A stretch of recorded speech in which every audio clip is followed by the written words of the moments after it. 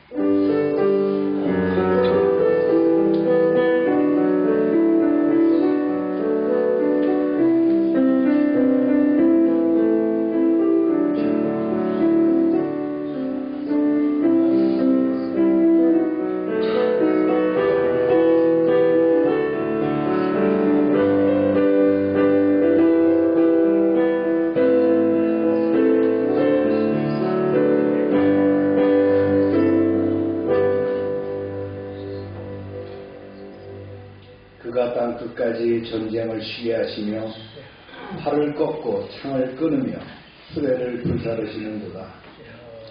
너희는 가만히 있어 내가 하나님됨을 알지어다. 아멘.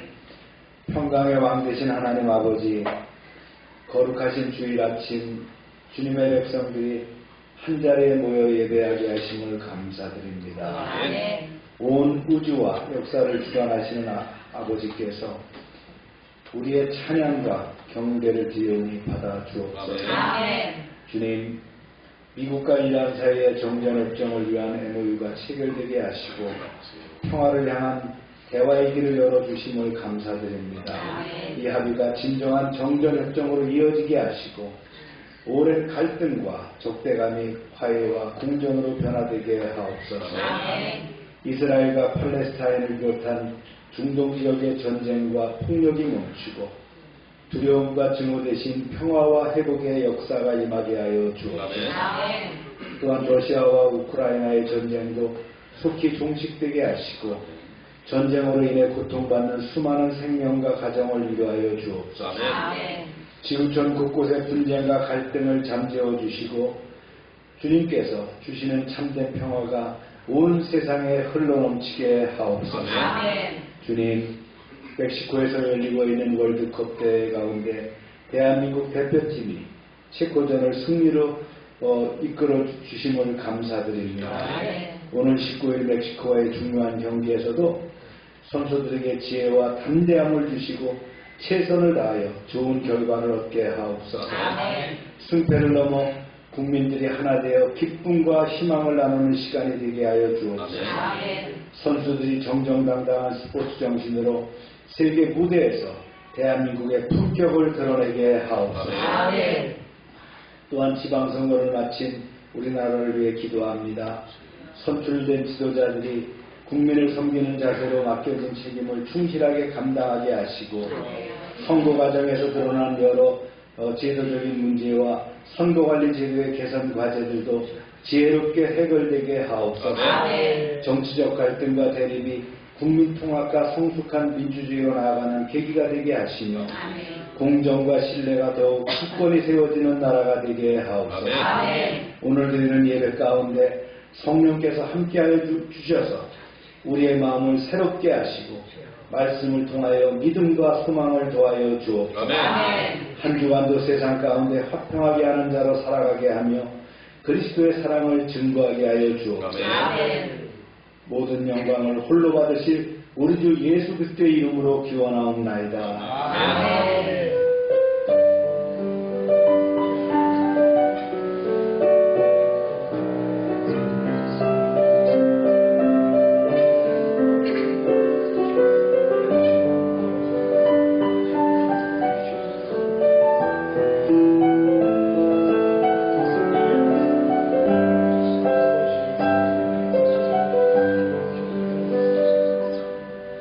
전능하사 천지를 만드신 하나님 아버지를 내가 믿사오며 그 외아들 우리 주 예수 그리스도를 믿사오니 이는 성령으로 잉태하사 동정녀 마리아를 하시고 본디오 빌라에게 고난을 받사 십자가에 못 박혀 죽으시고 장사한 지 사흘 만에 죽은 자 가운데서 다시 살아나시며 하늘에 오르사 전능하신 하나님 편에 계시다.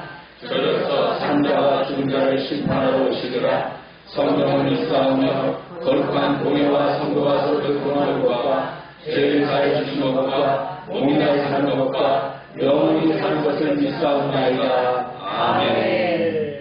자리에 앉으시기 바랍니다.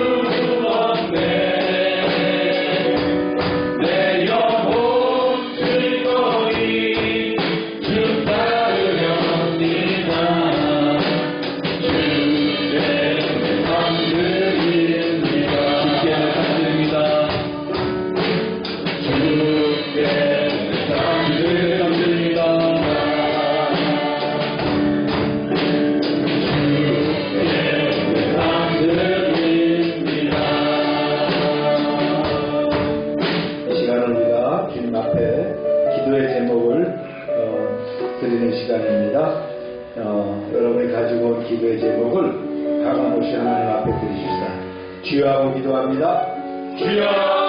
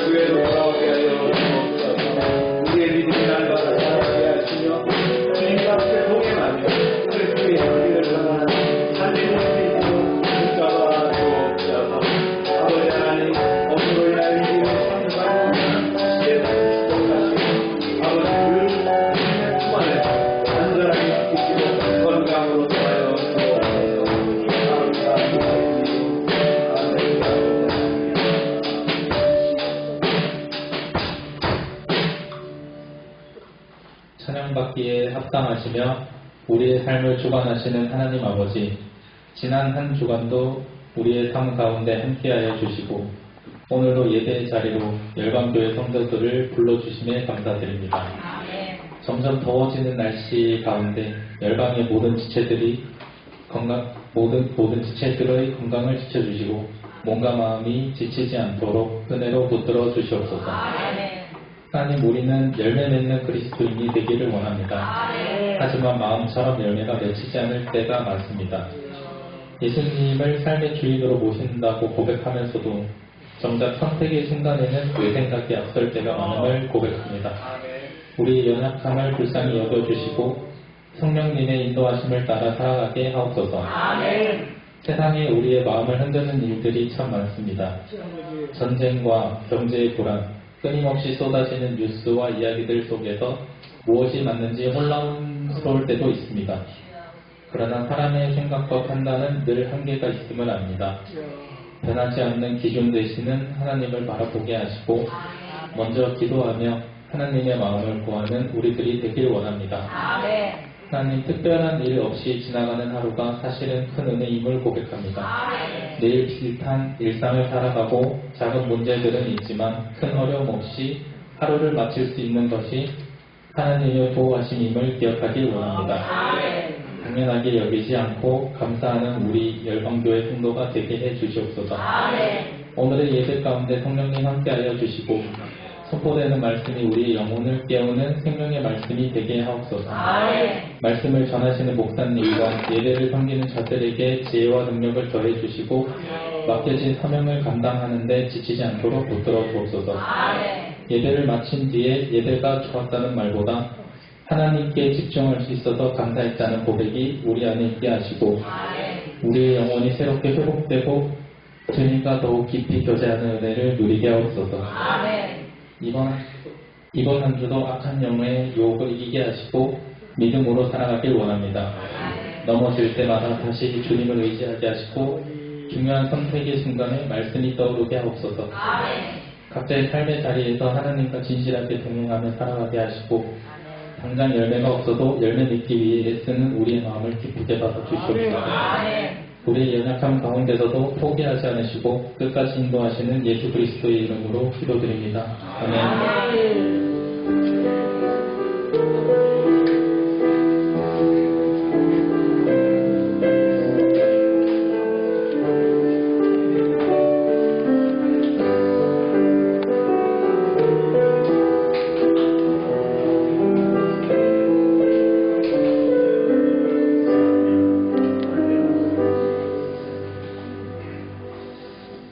감사합니다. 광고 시간입니다. 우리 신성우 집사님이 해군 대위잖아요. 아마 대한민국의 대위 중에서 가장 중요한 일을 지금 하고 있는 줄 믿습니다. 인생에 있어서 아이들하고 이렇게 육아하면서 보냈던 시간이 참 어느 해보다도 의미가 있을 거라고 생각이 듭니다. 저도 장교 생활을 해봤지만 그런 일은 못 해봤거든요.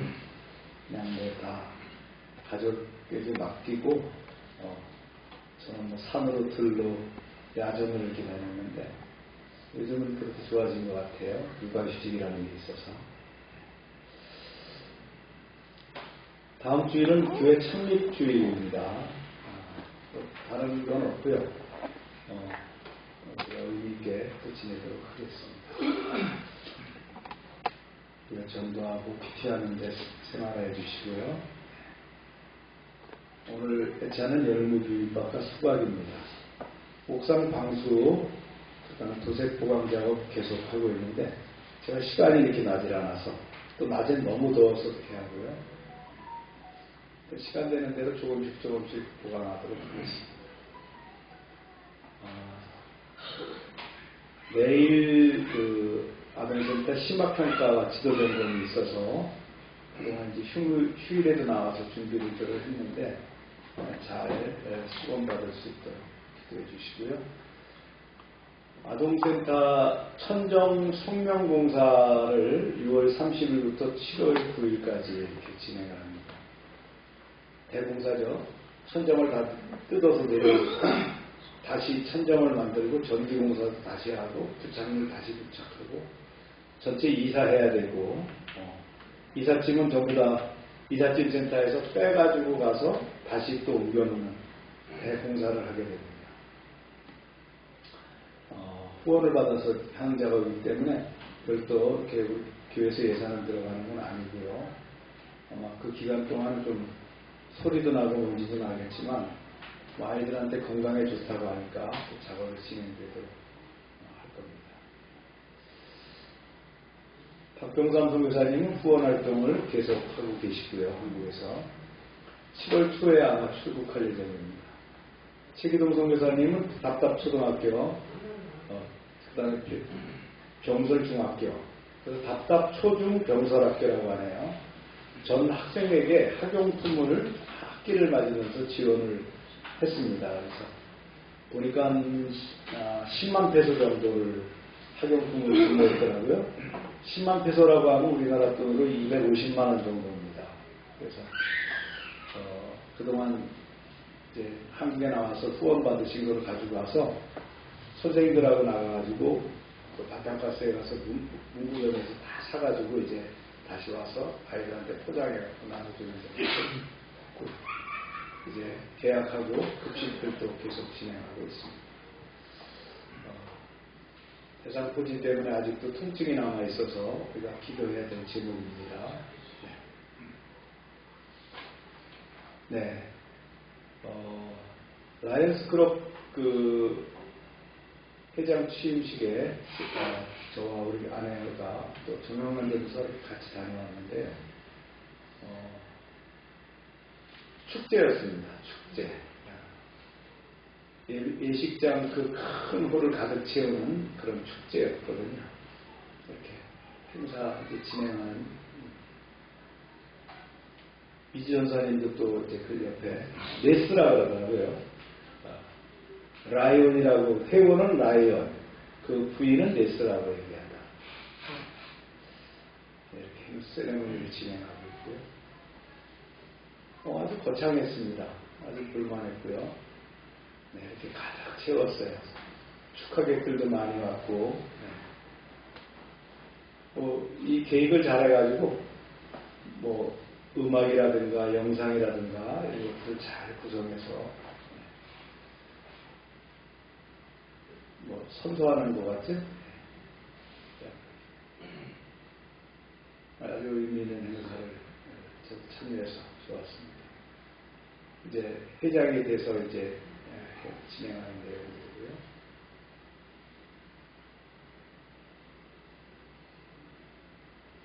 네, 마지막 축하 케이크 절단 의미 있는 행사였습니다. 박수로 축복합니다.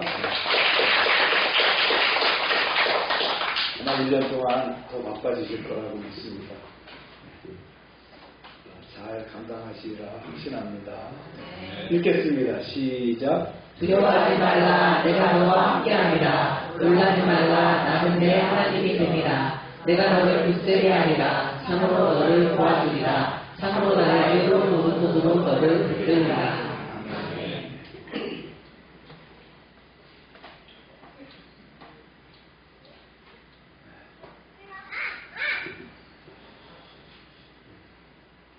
말씀 읽겠습니다. 시작. 그러나 전역하는 마음이 있으면 경건은 큰 이익이 되느니라. 우리가 세상에 아무것도 가지고 올 것이 없으매 또한 아무것도 가지고 가지 못하리니 돈은 사람이 인간에게 뿌리가 되나니 이것을 탐내는 자들은 미혹을 받아 믿음에서 떠나 많은 근심으로써 자기를 찔렀도다. 네, 기도합니다. 하나님 말씀을 주셨습니다. 오늘도 이 말씀 가운데 저희가 은혜 받게 하시고 말씀이 위로와 격려와 힘이 되게 하여 주옵소서. 우리의 인생 가운데 늘 말씀이 우리를 앞에서 이끄는 줄로 믿습니다. 함께하여 주옵소서.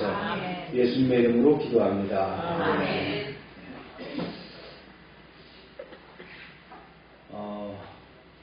제가 어렸을 때 중학교 다닐 때 이렇게 보면 우리 집에서 나와서 책가방을 들고 걸어서 이제 학교를 가는데 꽤 멀었어요.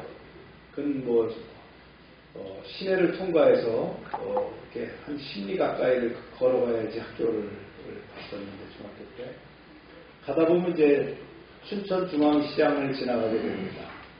그러면 아침에 학생들이 일찍 가잖아요. 또 우리 학교는 또 일찍 시작했어요. 그러면 그 시장 입구에 지게꾼들이 모여서 일을 기다리고 있었어요.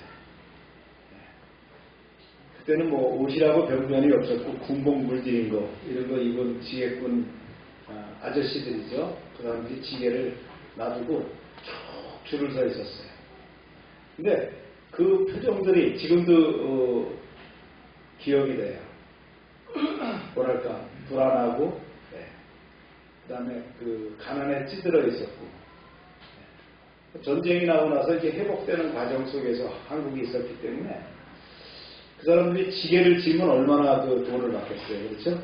한 발이라고 하는데 지게를 한 번 치고 한 장소까지 이동해가지고 다시 순번을 받아갖고 오고, 시계보다 조금 나은 사람은 뭐냐면 리어카뿐입니다. 리어카를 갖다 다 세워놓고 기다리는 그런 시대가 있었습니다. 참 어려운 시절을 통과했죠. 지금으로 말하면 이제 어려운 분들은 수급자들은 국가에서 밀가루를 줘가지고 그걸로 국수나 수제비를 만들어서 먹어야 돼요. 제가 어려서 하도 그 감자 범벅 또 이런 수제비 이런 걸 먹어서 한동안 제가 먹질 않았었어요. 그러다 이제 나중에 이제 그것을 다시 먹게 됐는데, 어려서 하도 많이 먹어갖고 질렸었거든요. 그런 시대를 우리가 통과를 했었어요. 지금은 경제적으로 우리가 부강한 나라가 됐죠. 일본보다도 수입이 많다라고 할 정도로, 우리가 일본보다 살기 좋은 나라가 됐다 할 정도로 경제가 좋아졌습니다. 그러나 이제 오늘 아침에도 제가 잠깐 텔레비전을 보니까 학생들이 10만 명 중에서 8명이 자살을 한다는 거예요. 어려움이 그만큼 있다는 거예요. 인생에 어려움이 있다는 거예요. 텔레비전 프로에 보면 아주 이렇게 많이 나오는 프로들이 뭡니까? 상담하는 프로그램들. 또 아이들 양육하는데 너무 어려움을 겪으니까 전문가가 나와가지고 이제 도와주는 프로그램들. 또 심지어는 못된 개가 있어가지고 개를 어떻게 돌봐야 되느냐고 전문가까지 나오는 그런 시대를 살고 있습니다. 이렇게 물질주의와 성공이 만연한 시대를 살아가지만 우리에게 중요한 교훈이 있어요. 뭐냐면 뭐가 진짜 소유며 그 소유를 어떻게 우리가 관리하며 살아야 될 것인가. 오늘 이 말씀을 좀 성경을 통해서 나눠보도록 그렇게 하겠습니다. 말씀 읽습니다. 시작. 누구든지 나를 교훈하며 다른 말, 곧 우리 주 예수 그리스도의 말씀과 경건에 관한 교훈을 따르지 아니하면, 누구든지 다른 교훈을 가르치면서, 이단의 교훈이죠. 우리 주 예수 그리스도를 건전한 가르침과 경건한 교훈에 따르지 않으면, 그러면서 계속합니다. 시작. 그는 교만하여 아무것도 알지 못하고 변론과 언쟁을 좋아하는 자니 이로써 투기와 분쟁과 기만과 악한 생각이 나며 마음이 피폐하여지고 진리를 잃어버려 경건을 이기게 강도로 생각하는 자들의 다툼이 일어나느니라. 이걸 한 문장으로 얘기하면 그렇습니다. 하나님과의 관계, 경건을 잊어버리면 어떻게 한다고요? 다툼, 혼란, 무질서, 불안 이런 데 빠질 수 있다. 그런 얘기를 바울이 이야기를 합니다. 그러면서 이제 강조를 하죠. 시작. 그러나 자족하는 마음이 있으면 경건은 큰 이익이 되느니라. 우리가 세상에 아무것도 가지고 온 것이 없으매 또한 아무것도 가지고 가지 못하리니. 그러나 스스로 만족할 줄 아는 사람에게는 경건이 참 큰 유익이 된다. 우리가 세상에 볼 때는 아무것도 가지고 온 것이 없으므로 세상 떠날 때도 아무것도 가지고 갈 수가 없다. 그런 얘기를 합니다. 그래서 8절 시작. 우리가 먹은 것과 입을 것이 있은즉 족한 줄로 알 것입니다. 부하려는 자들은 시험과 올무와 여러 가지 어리석고 새로운 욕심에 떨어지나니 곧 사람으로 파멸과 멸망에 빠지게 하는 것이라. 그러므로 지금 우리에게 먹을 것과 입을 것이 있으면 그것으로 족한 줄 알아야 한다. 하지만 스스로 만족할 줄 모르고 끊임없이 부자가 되기를 갈망하는 사람들은 여러 가지 유혹과 덫에 걸려서 어리석은 일을 저지르고 결국은 스스로 파멸의 구름덩이에 빠지게 된다. 이런 교훈을 제자인 디모데에게 하는 거예요. 그래서 아주 중요한 메시지를 얘기합니다. 10절 시작. 돈을 사람이 일만하게 소유가 되나니 이것을 탐내는 자들은 미혹을 받아 믿음에서 떠나 많은 근심으로써 자기를 찔렀도다. 에베소는 당시 무역거래가 왕성한 항구 도시였어요. 그래서 도시 전체에서 사람들은 물질에 대한 욕구가 아주 충만했고요. 돈을 가져다주는 그 세상의 쾌락과 행복감에 젖어 있었습니다. 그렇죠. 무역이 잘 진행되고 있는 그런 항구 도시에는 뭔가 흥청거리는 그런 게 있지 않습니까? 그리고 바울은 특별히 돈에 대한 위험성을 경계하면서 스스로 만족할 줄 아는, 이걸 자족이라고 표현했어요. 자족의 신앙을 강조합니다. 네. 이 내용들을 이제 우리가 좀 또 깊이 좀 나눠보도록 합니다. 정리와 요약인데요. 여러분들이 한번 읽어볼 거예요. 경건의 이익을 재료로 삼는 사람들을 경계하라. 첫 번째 말씀 시작. 바울은 그리스도의 바른 교훈을 따르지 않고 경건을 자신의 이익을 위한 수단으로 사용하는 거짓 교사들을 경계하라고 권면합니다. 그리고 그들은 교만과 논쟁을 일삼아 교회를 분열시키며 하나님을 섬기기보다 자신의 욕심을 채우려 합니다. 또 참된 경건은 하나님을 영화롭게 하는 삶이지만 거짓된 경건은 종교를 이용하여 자기 유익을 추구하는 신앙입니다. 네, 그 다음에 경건과 자족은 큰 이익이다라는 말씀 시작. 바울은 자족하는 마음을 가진 경건이 가장 큰 부유함이라고 가르칩니다. 자족은 현실에 체험하는 것이 아니라 하나님께서 베푸신 은혜에 감사하며 하나님의 공급하심을 신뢰하는 믿음의 자세입니다. 우리는 빈손으로 왔다가 빈손으로 떠나는 존재이므로 소유보다 하나님 안에서 누리는 만족과 감사가 진정한 행복의 비결입니다. 세 번째, 돈을 사랑하는 위험을 경계했습니다. 시작. 돈은 하나님께서 주신 유익한 도구이지만 돈을 사랑하는 마음은 영혼을 병들게 합니다. 문제와 상심은 사람의 시험과 유혹에 빠뜨리고 결국 하나님보다 돈을 더 의지하게 만듭니다. 그래서 바울은 돈을 사랑함이 모든 종류의 악을 낳는 뿌리가 된다고 권고합니다. 성도는 돈을 소유할 수 있지만 돈에 지배받아서는 안 되며 하나님을 신뢰하는 청지기의 삶을 살아야 합니다. 네. 그렇게 이제 세 개의 우리가 이제 문단을 통해서 오늘 말씀을 전부 다 이제 정리를 해봤죠. 디모데전서 6장 10절의 말씀을 한번 신중해서 우리가 해석해 보겠습니다. 말씀 읽어볼까요? 시작. 돈을 사랑하니 일만하게 소리가 되나니 이것을 하는 자들은 미혹을 받아 믿음에서 떠나 많은 불신으로서 자기를 찢었도다. 이 구절이 성경 전체에서 물질관을 이해하는데 아주 매우 중요한 그런 말씀이 되거든요. 그러나 이제 종종 오해가 되기도 해요. 바울은 돈이 악의 뿌리라고 말하지 않았어요. 돈을 사랑함이 악의 뿌리라고 했어요. 돈이 악의 뿌리가 아니고요. 돈을 사랑함이 악의 뿌리라고 했어요. 여기서 돈을 사랑함이라는 단어가 돈을 사랑함, 우리가 이제 두 단어로 되어 있잖아요. 그렇지만 필라르기리아라고 하는 그 헬라어가 돈을 사랑한다는 단어예요. 영어로 얘기하면 뭐예요? 러브 오브 마니입니다. 돈을 사랑함이 문제가 된다는 거예요. 그래서 돈 자체가 아니라 뭐예요? 돈 사랑이 문제가 된다는 거예요. 돈 사랑. 그래서 하나님은 물질 자체를 악하게 창조하지 않으셨어요. 물질을 악하게 만들지 않았다는 거예요. 성경에는 부유한 신앙인들이 많았죠. 아브라함, 욥, 다윗, 아리마대 요셉 다 부자였어요. 이들은 재산을 가졌지만 재산이 그들의 주인이 되지 않았다는 거예요.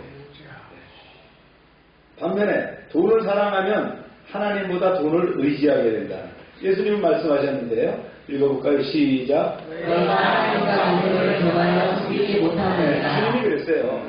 하나님과 돈을 겸해서 섬길 수 없다는 거예요. 그래서 문제는 뭐예요? 통장의 잔고가 아니라 마음의 잔고가 중요하다. 통장에 아무리 잔고가 많아도 내 마음의 잔고가 없으면 안 된다는 거예요. 왜 일만하게 뿌리라고 한 뜻이 뭐냐면요. 헬라의 원문 뭐라 그랬어요? 필라르기아라는 말은 모든 종류의 악의 뿌리라는 거예요. 이 모든 종류의 악의 뿌리가 돈이라는 거예요. 그래서 돈은 수많은 죄를 낳게 되거든요. 거짓말 듣죠. 돈 때문에 거짓 증언합니다. 그 다음에 돈 때문에 사람을 속이죠. 이거 사기라고 합니다. 부정이라고 합니다. 그리고 우정과 신뢰도 팔아버립니다. 배신하는 거예요. 돈 때문에. 그 다음에 살인과 전쟁. 이번에도 이제 전쟁이 있지만 전쟁의 이면에는 국가의 이익이라는 경제적인 목적이 있어요. 그 다음에 우상숭배. 돈이 하나님의 자리를 차지하게 된다는 거예요. 그래서 바울은 뭐라고 했냐면 탐심은 우상숭배다. 탐심이 뭐예요? 더 갖고 싶다는 욕망이 아니에요. 하나님보다 그것이 더 중요하다라고 하는 것을 탐심이라고 한다는 거예요. 오늘 말씀해 보니까 미혹을 받아 떠난다 그랬어요. 그러니까 돈 사랑은 단순히 경제 문제가 아니라는 거예요. 영적인 문제라는 거예요. 처음에는 돈을 벌기 위해서 신앙을 조금 양보합니다. 그러나 이제 점차 돈이 삶의 중심이 되게 되면 예배보다 사업을, 그렇죠? 기도보다 투자를, 말씀보다 수입을 더 중요하게 여기게 된다. 이렇게 되면 이제 문제가 되는 거예요. 주객이 전도되는 거예요. 결국 하나님보다 뭘 신뢰하게 된다고요? 돈을 신뢰하게 된다. 바울은 이것을 뭐라고 했냐? 미혹이라고 얘기했어요. 사탄은 처음부터 하나님을 부인하게 하지 않아요. 조금씩 우선순위를 바꿔나가게 한다는 거예요. 이걸 주의해야 된다는 거예요. 성경적으로 이 돈 문제 때문에 더 무너진 사람이 있어요. 가룟 유다. 예수님의 제자였어요. 머리가 좋았어요. 셈이 빨랐어요. 그래가지고 계산을 맡겼죠. 그 예수님 공동체의 재정을 맡겼어요. 그랬더니 이 욕심을 못 버렸어요. 그래서 은 30에 예수님을 팔아버립니다. 훗날 후회 속에서 목숨을 끊게 되죠.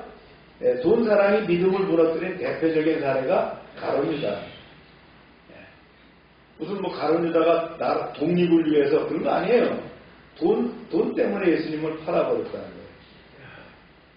그 다음에 아간이 있죠. 아간. 여리고 성이 함락 후에 하나님께 바쳐야 될 물건을 몰래 감추었다가 결국은 발각이 나갖고 죽게 되죠.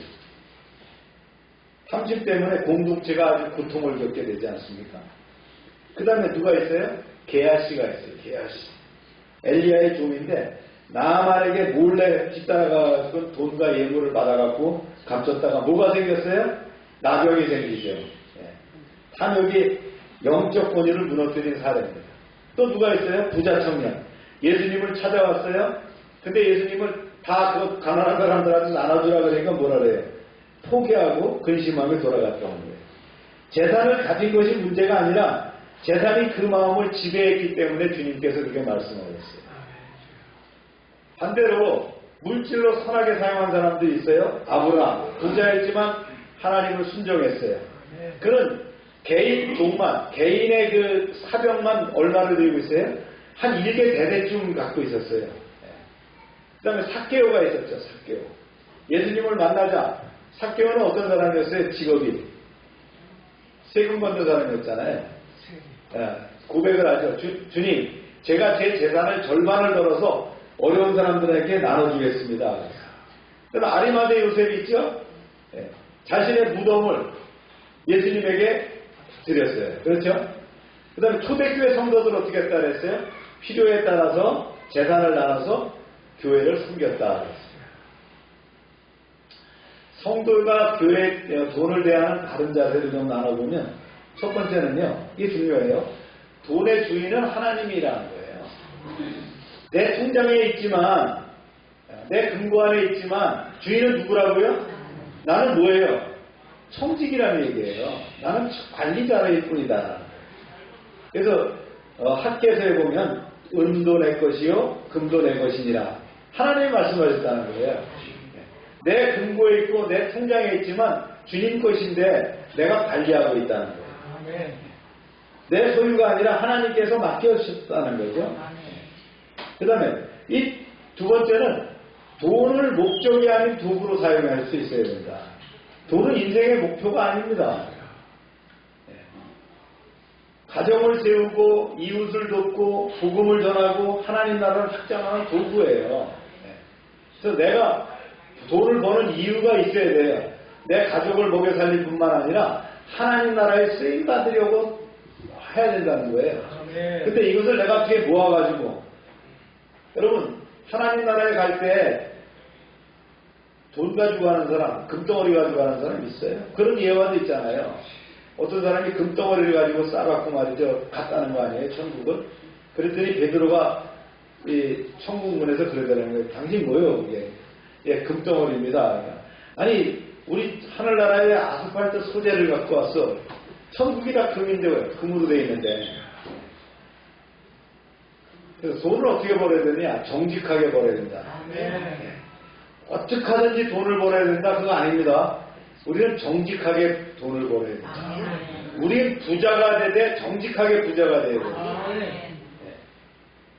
그래서 수고하여 선한 일을 하라. 에베소 4장 28절. 성경은 근면한 노동을 축복하지만 부정한 이익은 금합니다. 돈을 많이 벌어도 소용이 없어요. 그 끝이 교도소가 있으면 무슨 소용이 있겠습니까? 네 번째, 감사하며 자족해야 된다. 오늘도 6장 6절에 했어요. 자족하는 마음이 있으면 경건은 큰 이익이다.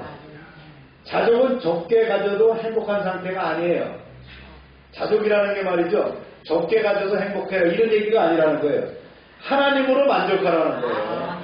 하나님이 내게 주신 것을 만족할 수 있어야 된다는 거예요.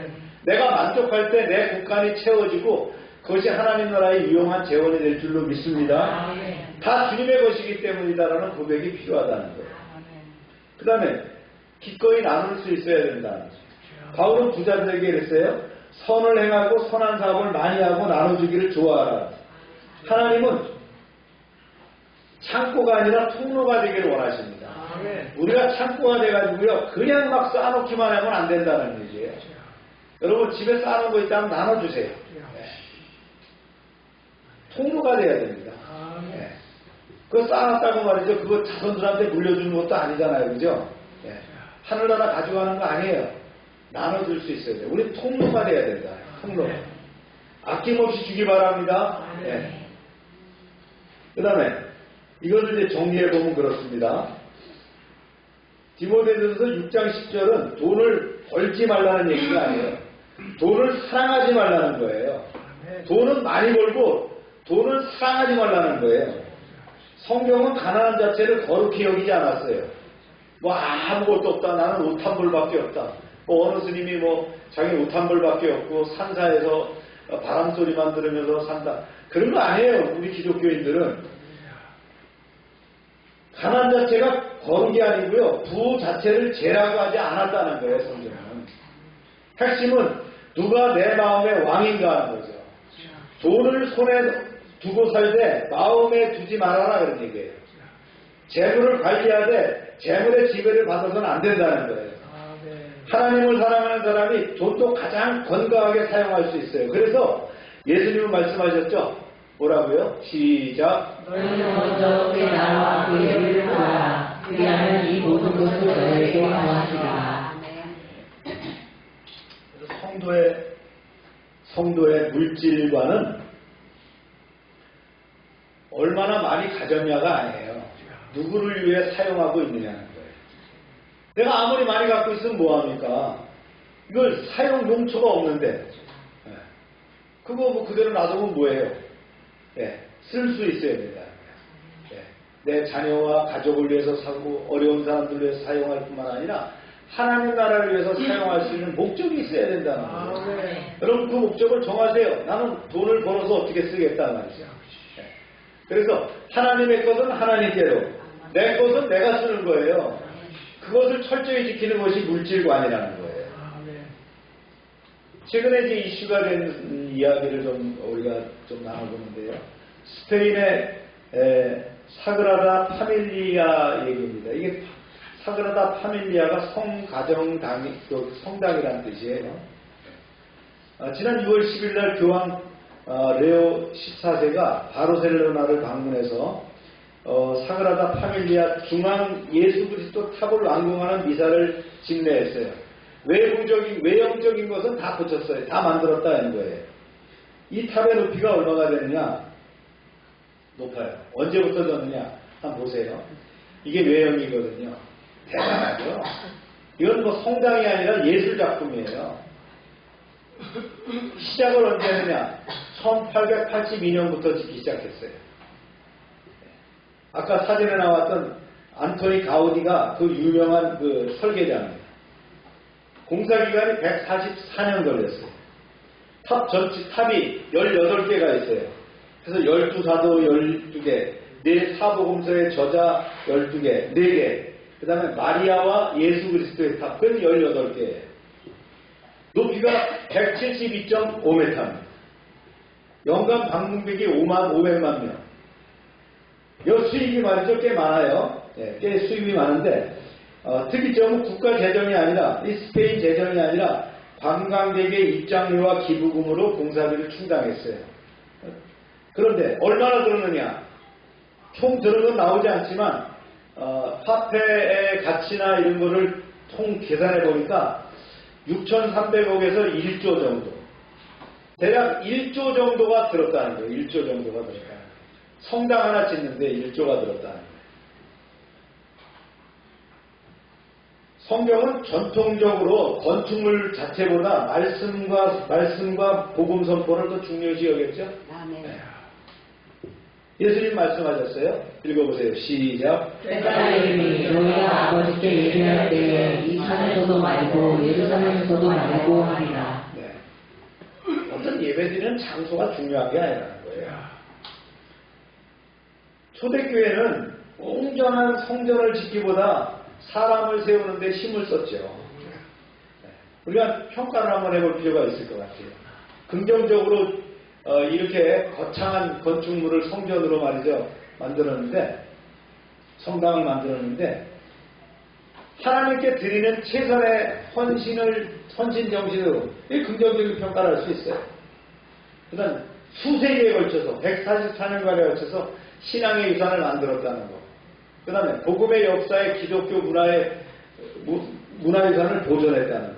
또 많은 사람들에게 하나님을 생각해야 하는 상징성 이런 것들을 긍정적으로 평가할 수 있어요. 그러나 비판적으로 보면 이렇습니다. 건물이 신앙의 본질을 대신할 수 없어요. 네. 그 다음에 관광지가 돼서 영성이 약화될 수 있는 위험성이 있다는 거예요. 화려함보다는 경건이 더 중요하겠죠. 네. 그 다음에 이 막대한 재원이 복음의 전도와 또 구제 그런 것보다는 뭐에 쓰겠어요? 앞으로 저걸 건물을 유지하는 데 쓰여진다는 거예요. 종교개혁자 마르틴 루터나 존 칼빈은 뭐라고 그랬어요? 교회의 참된 영광은 건물이 아니라 말씀과 성도라고 강조를 했다는 거예요. 이거 이제 디모데전서 6장 3절 오늘 말씀과 연결해 보면 그렇습니다. 이 건축자 가우디가 성전을 완성하지 못했거든요. 가우디가 42년 동안 이 사그라다 파밀리아 건축에 헌신했어요. 그가 죽기 전에 뭐라고 얘기했냐면 이렇게 얘기했어요. 나의 고객은 서두르지 않는다. 이런 명언을 얘기했어요. 하나님은 서두르지 않는다. 그 고객이 하나님이거든요. 그런 완공을 보지 못하고 죽었어요. 그러나 오늘날 수백만 명이 그 건물을 보게 찾아갑니다. 그런데 여기서 중요한 질문이 있어요. 144년 동안 건물을 지었는데 과연 그 건물을 찾은 사람들의 영혼도 하나님께 가까워졌을까? 네. 그 다음에 이게 172.5m라고 하는데 이 높은 탑은 완성됐지만 우리의 경건도 얼마나 말이죠 잘하는가. 또 수십억 유로의 건축비가 들었는데 우리의 그 자족은 얼마나 깊어졌는가. 바울은 디모데전서 6장 6절에서 말했죠. 그러나 자족하는 마음이 있으면 경건은 큰 유익이 되느니라. 교회의 진정한 부요함은 뭐예요? 높은 첨탑에 있는 것이 아니에요. 오늘 말씀을 보니까 뭐에 있다 그랬어요? 경건과 자족에 있다 그랬어요. 경건이라는 게 뭐죠? 하나님을 대하는 태도라는 거예요.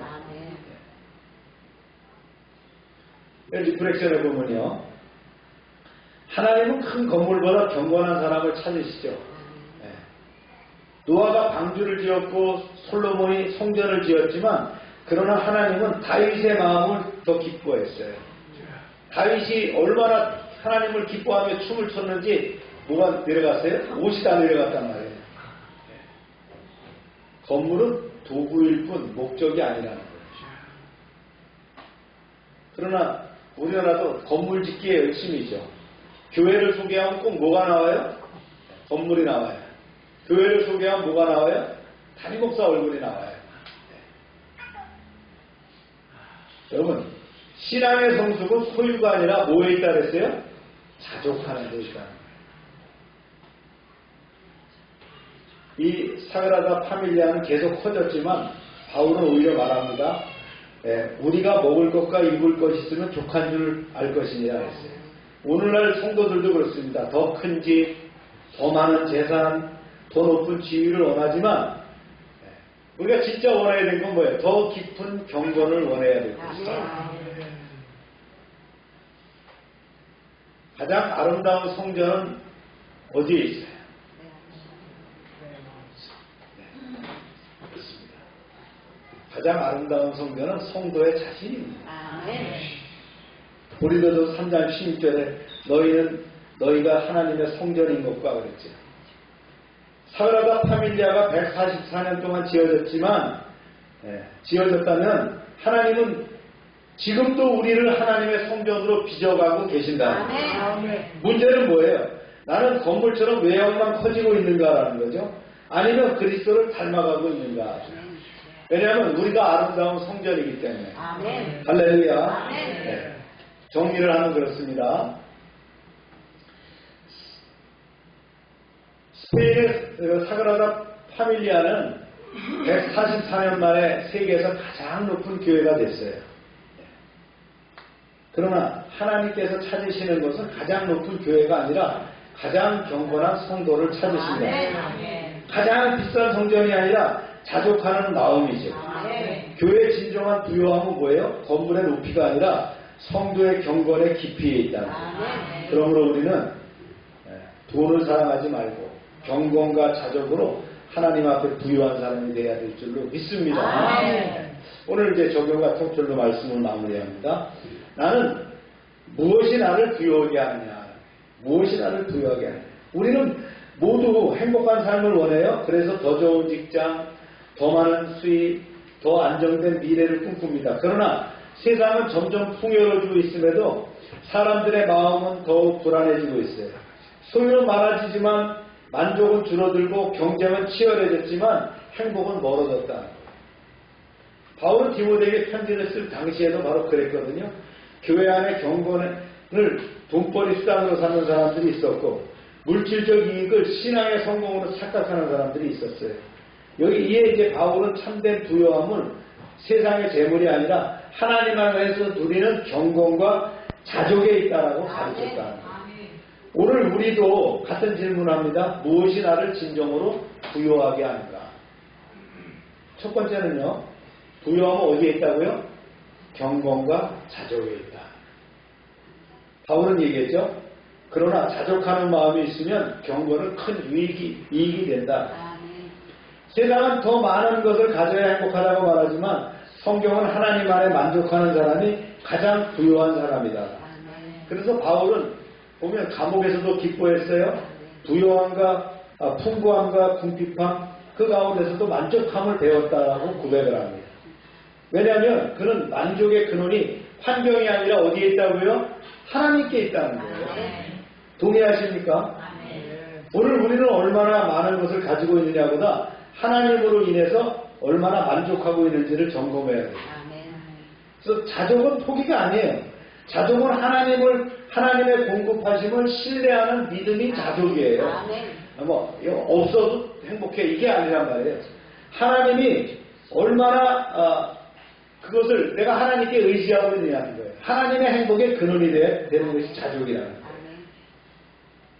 그래서 감사하는 사람은 적은 것에서도 행복을 발견하지만 욕심이 많은 사람은 많은 것을 가지고도 부족함을 느끼고 있습니다. 두 번째는요.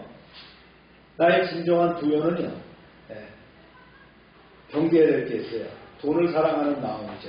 이 마음을 경계해야 된다. 바울이 강력히 경고했죠. 돈을 사랑함이 일만하게 뿌리가 된다. 성경은 그랬어요. 돈 자체를 악하다고 하지 않았어요. 돈은 하나님께서 맡겨주신 귀한 도구입니다. 문제는 돈을 사랑하는 마음이죠.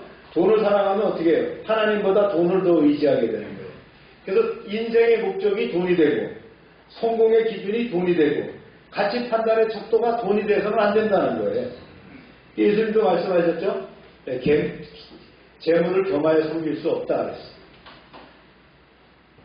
돈은 좋은 종이 될 수는 있지만 나쁜 주인이 될 수도 있다는 거예요. 돈을 소유하는 건 괜찮지만 돈이 우리 마음을 소유하게 해서는 안 된다. 우리는 끊임없이 자신에게 질문해야 됩니다. 나는 돈을 사용하는 사람인가? 아니면 돈에 이끌려가는 사람인가? 네. 안타까운 사람도 있죠. 늘 돈에 이끌려갔고요. 그거 메꾸다가 볼일 못 보는 사람이 있어요. 그거는 아직 복을 받지 못했어요. 하나님과의 그 관계가 아직 회복되지 않았기 때문에 그것이 회복되게 되면 하나님과의 관계가 완전히 회복되게 되면 경건과 자족이 이루어지게 되면 물질은 자연적으로 생기게 된다. 아멘입니까? 그것이 하나님의 축복이에요. 그래서 세 번째에서 우리가 영원한 가치를 바라보면서 살아갈 수 있어야 된다. 바울은 인생의 본질을 상기시켰죠. 읽어봅니다. 시작. 우리가 세상에 아무것도 가지고 온 것이 없으매 또한 아무것도 가지고 가지 못하리니. 태어날 때 빈손으로 왔고 떠날 때도 빈손으로 갑니다. 이건 진리예요. 우리가 영원히 가져갈 수 있는 것은 재산도 명예도 지위도 아니에요. 오직 하나님 앞에서 행한 믿음과 사랑의 열매만이 영원한 가치로 남는다는 거예요. 그걸 구원 수입이라는 거예요. 내가 구원받은 자로서 이 땅을 살아가면서 얻어지는 것이 뭐냐는 거예요. 이것을 가지고 하늘나라 가는 거예요. 예수님 말씀하셨죠. 그래서 이렇게 말씀하셨어요. 시작. 많은 사람들은 땅의 보물을 쌓기 위해서 평생을 사용합니다. 그래서 성도는 하늘의 보물을 준비할 수 있어야 되는 거예요. 예배, 기도, 말씀, 사랑, 섬김, 전도, 선교 결코 헛되지 않는다는 거예요. 하나님 나라를 위해서 드린 모든 수고는 영원한 상급으로 남게 될 것입니다. 이 땅에서는 말이죠. 엄청난 재산을 갖고 있었지만 하나님 나라에 가니까 빈털터리가 되면 어떻게 되겠느냐. 그래서 오늘 말씀은 우리에게 진정한 부유함이 뭔지를 가르쳐주고 있죠. 세상은 더 많은 것을 가지라고 말하지만 하나님은 더 깊이 하나님을 의지하라고 말씀합니다. 세상은 성공을 추구하라고 하지만 하나님은 경건과 자족을 추구하라고 말씀합니다. 돈은 필요하지만 돈이 우리의 주인이 돼서는 안 됩니다. 우리가 가진 것보다 더 중요한 것은 뭐예요? 하나님 안에 누리는 만족이다. 이거 자족이라고 그랬죠. 그러므로 오늘도 하나님께서 이미 주신 은혜에 감사하면서 살아가는 여러분 되시길 바랍니다. 네. 그래서 돈을 사랑하기보다 하나님을 사랑하고 땅의 보물보다 하늘의 보물을 쌓는 여러분 되시길 축원합니다. 그때 우리는 세상에 줄 수 없는 참된 평안과 만족을 누리게 될 것입니다. 그래서 오늘 말씀했어요. 자족하는 마음이 있으면 경건은 큰 이익이 되느니라. 이 말씀이 우리의 삶을 이끄는 신앙의 원리가 되기를 축원합니다. 기도합시다.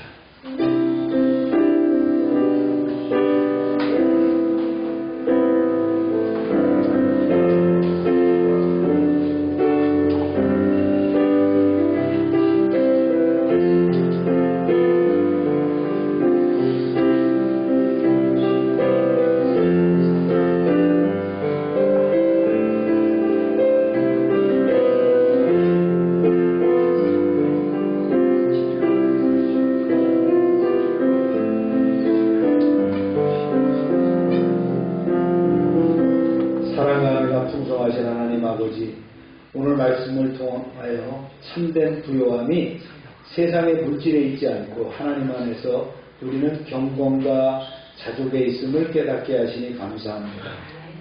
우리가 세상의 성공과 물질을 쫓다가 하나님보다 더 사랑하는 우상을 만들지 않게 하옵소서. 돈이 우리의 주인이 되지 않게 하시고 언제나 하나님만을 의지하며 살아가게 하옵소서. 주님께서 이미 베풀어 주신 은혜를 기억하며 감사하는 삶을 살게 하시고 부족한 가운데 만족할 줄 아는 믿음을 허락하여 주옵소서. 우리의 마음속에 탐심과 욕심을 제거하시고 하나님 나라를 먼저 구하는 거룩한 가치관을 심어 주옵소서. 우리 교회가 세상의 성공을 자랑하는 공동체가 아니라 경건과 사랑과 섬김이 넘치는 공동체가 되게 하시고 맡겨주신 물질과 시간과 재능을 주님의 뜻에 따라서 선하게 사용하는 충성된 청지기가 되게 하옵소서. 예수님의 이름으로 기도합니다. 아멘. 다 같이 일어나셔서 516장 찬송 드리고 기도를 마칩니다.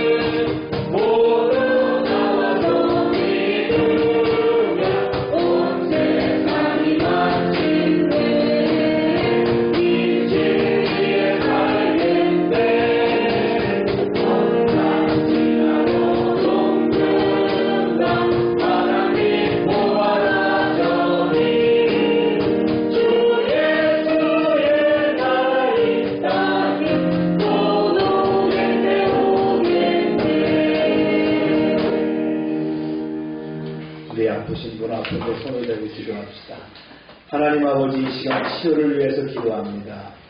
세상의 방법으로는 고칠 수 없지만 하나님의 능력으로 고칠 줄로 믿습니다. 주님, 피 묻은 손으로 안수하셔서 치유하여 주옵소서. 예수 이름으로 명령한다. 모든 질병은 떠나가고 깨끗함을 입을지어다. 더럽고 추한 것들은 다 떠나가고 깨끗하게 될지어다. 주님 역사하셔서 우리를 치유하시고 보호하여 주옵소서. 넘치게 하시는 주님의 은혜에 감사드리며 저희에게 주신 것을 구별하여 하나님께 드립니다. 말씀대로 11조를 감사의 예물을, 선교의 예물을, 약정된 예물을 하나님께 드릴 때에 30배, 60배, 100배로 차고 넘치게 채워 주옵소서. 저들의 삶과 사업장에 상충을 금하게 하시고 과실이 기한 전에 떨어지지 않게 하시고 주님, 저들의 기업이 아름답게 보이게 하여 주옵소서. 하나님 말씀을 삼가 듣고 그 모든 명령을 지켜야 하는 백성들을 축복하사 세계 모든 민족 위에 뛰어나게 하여 주옵소서. 말씀대로 순종하면 모든 복이 우리에게 그대로 미칠 줄로 믿습니다. 성읍에서도 복을 받고 들에서도 복을 받고 몸의 소생과 토지의 소산과 짐승의 새끼와 우양의 새끼가 복을 받으며 광주리와 떡반죽 그릇이 복을 받으며 들어와도 복을 받고 나가도 복을 받게 하여 주옵소서. 대적이 일어나 치료할지라도 저들이 한 길로 왔지만 7길로 도망가게 하여 주옵소서. 하나님께서 우리를 위하여 하늘의 아름다운 보고를 열사 우리의 땅의 때를 따라 비가 내리게 하시고 우리의 손으로 하는 모든 일에 복을 주셔서 많은 사람들에게 나누며 베풀게 하시고 머리가 되고 꼬리가 되지 않게 하시며 위에만 있게 하시고 아래 있지 않게 하여 주옵소서.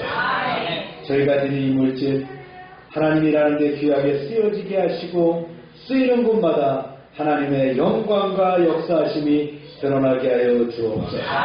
이제는 우리 주 예수 그리스도의 은혜와 하나님 아버지의 크신 사랑과 성령의 교통하심이 이제로부터 영원토록 함께 하시기를 축원하옵나이다. 아멘.